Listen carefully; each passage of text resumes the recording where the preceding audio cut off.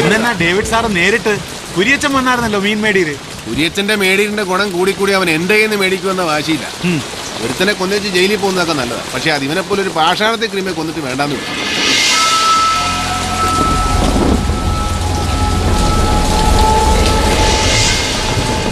എത്ര കിലോ ഉണ്ട്? 4.5 കിലോ ഉണ്ട്. 4 കൂട്ടിയാ മതി. എടുക്ക്. ഉണ്ണി എന്ന പേര് പോൾസാറിന്റെ മകൻ സേവിച്ചന്റെ ഫ്രണ്ടാണ്. ചേട്ടായി ഒന്ന് വന്നേ. സേവിച്ചൻ പുറത്ത് വണ്ടിയിൽ ഇരിപ്പുണ്ട്. സേവിച്ചൻ MC പോൾ സാറിന്റെ ഇനിയും മരിച്ചിട്ടില്ലാത്ത മോൻ. ഓ, ആ വഴക്കാളി ചെറുക്കൻ. അവനെന്നാടാ പോളിയോ ഉണ്ടോ? ഇല്ലല്ലോ. അടിച്ച് കിരിങ്ങിയിട്ടാണെങ്കിൽ അവൻ 2 കാലം നിൽക്കുന്നതും നടക്കുന്നതെല്ലാം കണ്ടതായിരുന്നല്ലോ. നീ അവനോട് ഇന്ന് പറ, ഡേവിഡ് സാറുടെ മീൻ മേടിച്ചോണ്ട് നിൽക്കുവാൻ ഇങ്ങോട്ട് വരാം. ഇങ്ങനെയാണ് പറയണമെങ്കിൽ എടുത്തോണ്ട് ചെല്ലണമെന്ന് പറഞ്ഞായിരുന്നു ഡേവിഡേ. അങ്ങനെ ഉണ്ണിമൂരി കാലത്തെ വൈദ്യുന്നൊക്കെ നന്നായിട്ട് പോയായിരുന്നോ? അല്ല, നിയമിക്കുന്ന സ്ഥലവാ. ഇവിടെയൊക്കെ വൃത്തികേടാക്കിയ നാട്ടുകാർ തന്തയ്ക്കും തളയ്ക്കും വിളിക്കും. അതുകൊണ്ടാ. ഓളെ കയ്യും വെച്ചു. നീ ഇച്ചിരൂടെ മൂക്കണമല്ലൂടാ ഉണ്ണുണ്ണി.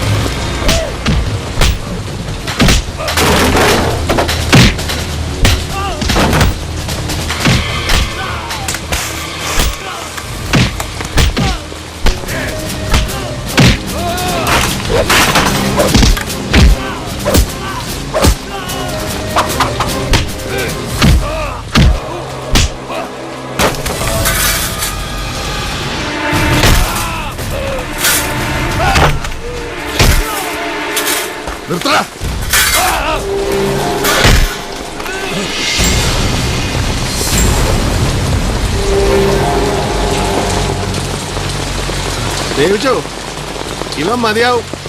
കിഴക്കമ്മലെ കഞ്ചാവ് കൃഷിക്ക് കാവൽ നിൽക്കാനും, നീ ചെറ്റവെക്കാൻ ഇറങ്ങുമ്പോൾ ചൂട്ടും പിടിച്ച് മുമ്പേ നടക്കാനും, കമ്പം തേനി ഇറക്കിറങ്ങുമ്പോൾ കാണുന്ന പാവം തമിഴന്മാരെ പൂച്ചാണ്ട് കാണിച്ച് പേടിപ്പിക്കാനും ഒക്കെ.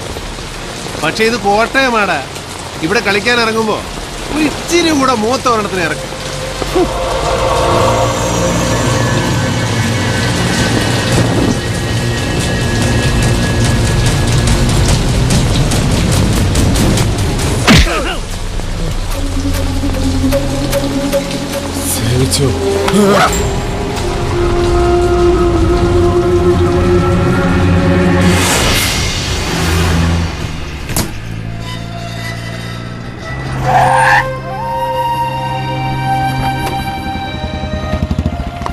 നീ എവിടെ നിന്ന് വന്ന് ചാടി? എവിടെയെങ്കിലും ആർക്കിട്ടെങ്കിലും ഒന്ന് മനസ്സമാധാനമായിട്ട് പൊട്ടിക്കുമ്പോഴേക്കും വന്നോളും. നിനക്കെന്താ തല്ല് മണത്ത് പിടിക്കാനുള്ള വല്ല ശേഷിയുണ്ടോ? പിന്നെ എനിക്ക് വലിയ സൂക്കടല്ലേ തല്ല് മേടിച്ചു കൂട്ടാൻ.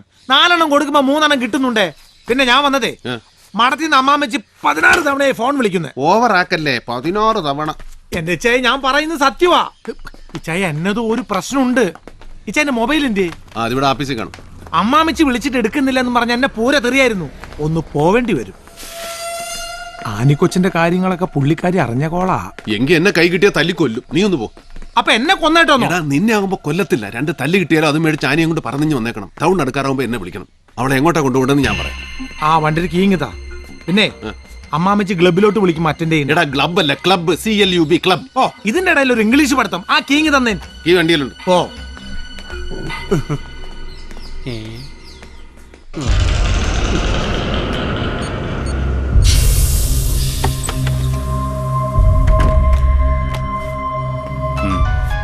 സർ.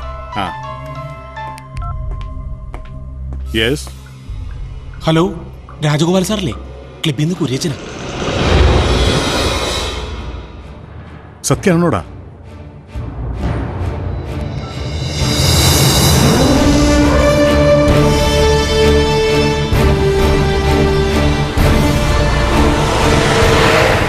കന്യാസ്ത്രീ മഠമാണ് സാർ. അതെ, പക്ഷേ ഇനിയും നമ്മളത് കോൺസിക്വൻസ് എന്ന് പറഞ്ഞ് ലേറ്റ് ആയാൽ കഴിഞ്ഞ തവണത്തെ അനുഭവം തന്നെ ഉണ്ടാവും. ഞാൻ വിളിച്ചു പറയാം സാർ. ഉവ്വ. ഓക്കെ. Johnny, sir. താൻ ആ DGPയുടെ ഓഫീസിലേക്ക് ഒന്ന് വിളി.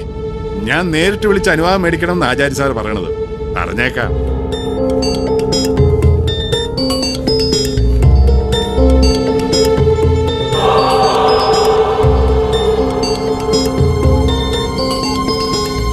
കിട്ടിയോ?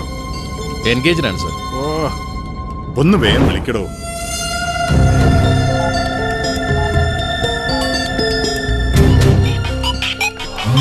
ഫോൺ അടിക്കുന്നു. അബൂബക്കറ, രാജഗോപാലന്റെ. ഹലോ, റിംഗ് ഉണ്ട് സർ. ഇങ്ങതാ സാർ. ഹലോ. ഇൻഫർമേഷൻ സോളിഡാണ്. ഡേവിഡിന്റെ കസിനാണ് അവിടുത്തെ mother superior. Yes sir, I am on my way. പത്രക്കാർക്ക് ഒരു തരത്തിലുള്ള ന്യൂസും കൊടുക്കില്ല.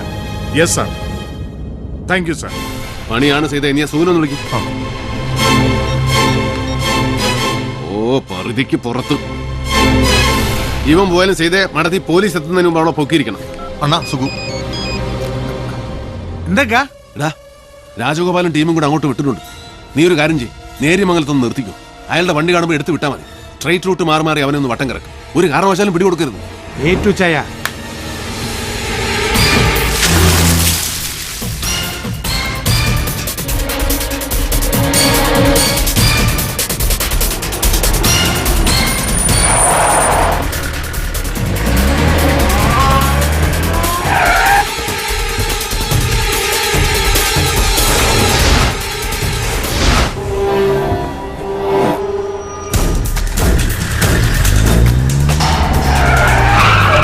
ഡിക്കയുടെ വണ്ടി. അബൂബക്കർ, അവനെ പിടിക്കണം.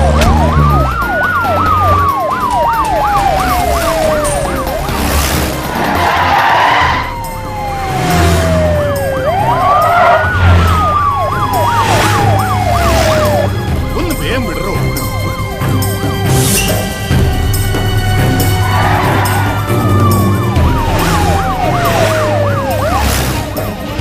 എടോ ഒന്ന് വേഗം. സർ, അതിന് പിടിക്കാൻ ഈ അംബാസഡറോ? താൻ സൈഡാക്കി ഒതുക്ക്. എടോ ഒതുക്കാൻ. ഒന്ന് നിർത്തണോ വേണം. മണ കുണാന്ന് പറഞ്ഞ മാറിയിരിക്കേ. സർ,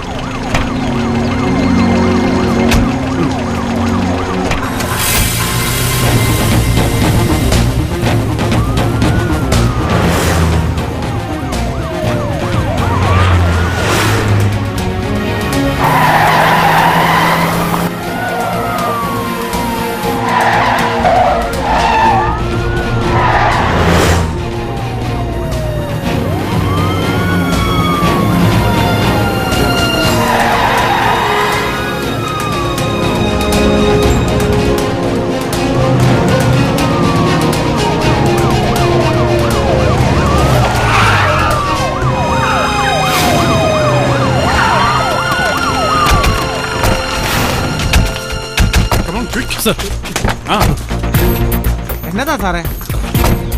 വണ്ടിയിൽ ഡേവിഡ് ഇല്ല സർ. ഇല്ലേ?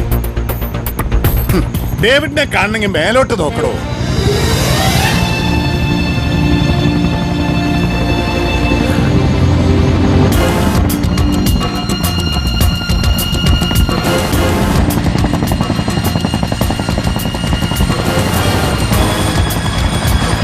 ദേ പറന്നു വരുന്നു. അവൻ ആ പെണ്ണിനെയും പൊക്കി പറക്കുന്നത് കണ്ടോളൂ.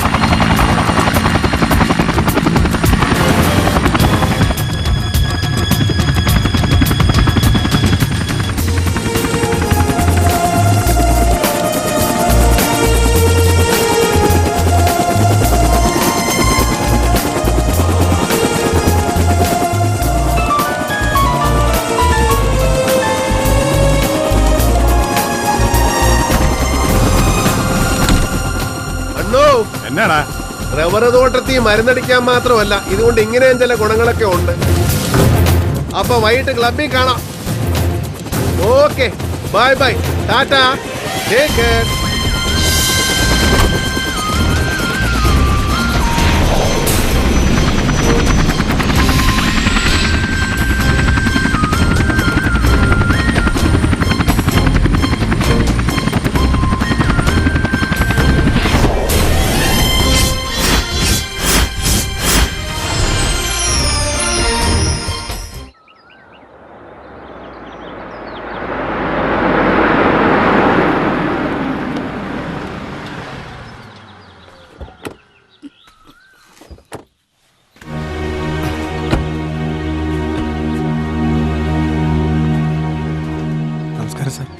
ഡേവിഡ് ഉണ്ടോ?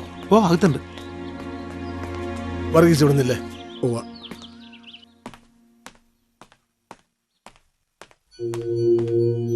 ഈശോയെ, ഇതാര്? ഇരുന്നാട്ടെ സാറേ. എന്റെ മോൻ അറുങ്കൊല ചെയ്യപ്പെട്ടു എന്നറിഞ്ഞ് എന്റെ വീട്ടിലെത്തിയത് ആയിരങ്ങളായിരുന്നു. അവരുടെ ഒന്നും മുന്നിൽ ഒരു നിമിഷം പോലും പതറാതെ നിന്നവനാ ഞാൻ. ഉള്ളിലെ കരച്ചില് 2 തുള്ളിയായി പുറത്തേക്ക് വന്നത് നിന്റെ മുന്നിലാ. അത് നിന്നോട് അത്ര സ്നേഹമുള്ളതുകൊണ്ടാ, എനിക്ക് ആ വാത്സല്യം ഉള്ളതുകൊണ്ടാ.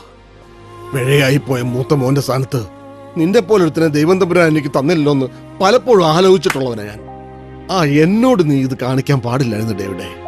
അന്നമ്മച്ചേച്ചി, ഒരു കാപ്പിയെ കൊച്ചിന്റെ കയ്യിൽ കൊടുത്തു വിട്ടാട്ടെ. പഞ്ചസാര വേണ്ട.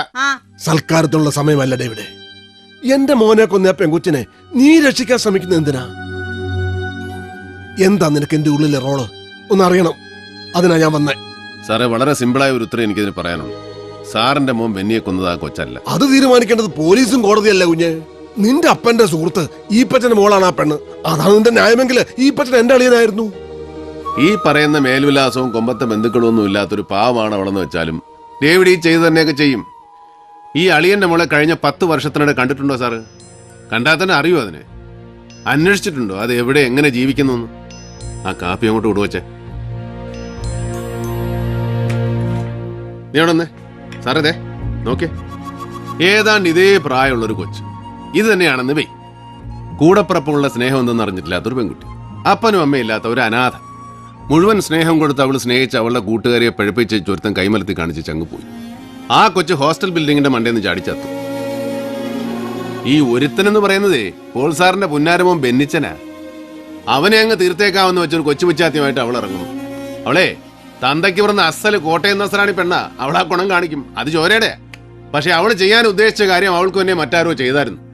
അതാരെന്ന് അന്വേഷിച്ച് കണ്ടുപിടിക്കുന്നതോ പോട്ടെ, അവളുടെ തലയിൽ ആ കുറ്റം ചാർത്തി ചടങ്ങ് തീർക്കാൻ ബന്ധപ്പെടുന്ന പോലീസും അതിന്റെ പിന്നെ മറഞ്ഞിരുന്ന് ചരട് വിളിക്കുന്ന ആളോ ആളുകളോ അതാരാണെന്ന് ഡേവിഡിന് അറിയണം. അത് നിന്റെ ജോലിയല്ല. നിരപരാധിയാണ് ആ കുട്ടിയെങ്കിൽ അതിന്റെ കൂടെ ദൈവം കാണും. ദൈവം കാണും. ദൈവം പക്ഷേ കോട്ടയം ബസ് സ്റ്റാൻഡിൽ വന്നിറങ്ങി ഒരു ഓട്ടോ വിളിച്ച് നേരെ പോലീസ് സ്റ്റേഷനിൽ പോയി മൊഴി കൊടുക്കുകയൊന്നുമില്ല. അപ്പൊ അദ്ദേഹം ചില ആളുകളെ ചുമതല ഏൽപ്പിക്കും. ഈ കേസിൽ പുള്ളി പോസ്റ്റ് ചെയ്തിരിക്കുന്ന ഡ്യൂട്ടി ഓഫീസറാ ഞാൻ. അധിക നാൾ നീളുകയല്ല, നിനക്ക് കഴിയല്ല അതിനെ മറയത്ത് നിർത്താൻ. ആര് പറഞ്ഞു സാറേ മറയത്താന്ന്? അതിന് ഞാൻ നല്ല വെട്ടത്തല്ലയോ നിർത്തിയിരിക്കുന്നേ. പിന്നെ ശരിയാ, ഒരു ദിവസം ഞാൻ ഹാജരാക്കും. നീതിയും ന്യായവും നടക്കുമെന്ന് എനിക്ക് ബോധ്യമുള്ള ഒരു സ്ഥലത്ത് ഞാൻ അവളെ കൊണ്ടുവന്ന് നിർത്തും. എട ചെറുക്ക, ഈ അവിവേകം കൊണ്ട് നീ സൃഷ്ടിക്കുന്ന ശത്രുവിന്റെ പേര് MC പോൾ എന്നാവുന്നത് നിനക്ക് ദോഷം ചെയ്യും. അതൊരു ബഹുമതിയാ, എനിക്കല്ല. മലങ്കര കോൺഗ്രസിന്റെ മാർപ്പാപ്പ MC പോളിന് അഹങ്കാരത്തോടെ പറയാം, എനിക്കൊരു ശത്രുവുണ്ട്, ഡേവിഡ് ജോൺ കൊട്ടാരത്തിൽ നിന്ന്. എനിക്ക് പക്ഷെ മറിച്ചാ തോന്നുന്നത്. ചിരക്കൂടെ മൂക്കാനുണ്ട് പോൾ സാറേ നിങ്ങൾ. മോനെ കുത്തിമലത്താൻ പോയവിടെ കയ്യിൽ നിന്ന് കാപ്പി വാങ്ങിച്ചു കുടിച്ചോണ്ട് പോകുന്ന പോക്ക് കണ്ടില്ലയോ? ഈ രാജ്യത്തെ ഏതൊരു അഭിഭാഷകന്റെയും സ്വപ്നമാണ് സുപ്രീം കോടതിയിൽ തന്റെ പ്രാവീണ്യം തെളിയിക്കുക എന്നത്. ആ മഹത് സ്വപ്നം 1/4 നൂറ്റാണ്ട് കാലം പ്രാവർത്തികമാക്കാൻ കഴിഞ്ഞ ശ്രീ നാരായണ സ്വാമി അദ്ദേഹത്തിന്റെ അഭിഭാഷക വൃത്തി ആരംഭിച്ചത് കോട്ടയം ജില്ലാ കോടതിയിലാണ് എന്നുള്ളത് നമുക്ക് അഭിമാനകരമാണ്. അദ്ദേഹത്തെ ആദരിക്കുന്ന ഈ ചടങ്ങിൽ പൊന്നാട അണിയിക്കുവാനായി ബഹുമാനപ്പെട്ട ഹൈക്കോടതി ചീഫ് ജസ്റ്റിസ് ശ്രീ ഭഗത് ചന്ദ്ര യാദവ് അവർകളെ ഞാൻ ആദരപൂർവ്വം ക്ഷണിച്ചുകൊള്ളുന്നു.